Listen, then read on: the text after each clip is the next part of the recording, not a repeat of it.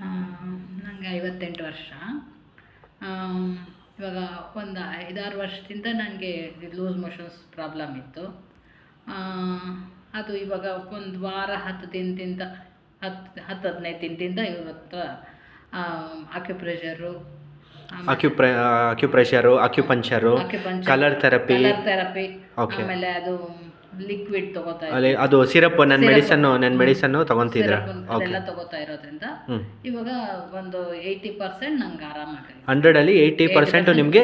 But main issue ಬಂದು ನಿಮಗೆ loose ಮೋಷನ್ನೇ main. ಅದು ಹೆಂಗಿದೆ ಮೇಡಮ್? ಅದು ಫೀಡ್ಬ್ಯಾಕ್ ಹೇಳಿ. ಅದು ಇವಾಗ ಅದೇ 80% ಕಡಿಮೆ ಆಗಿದೆ.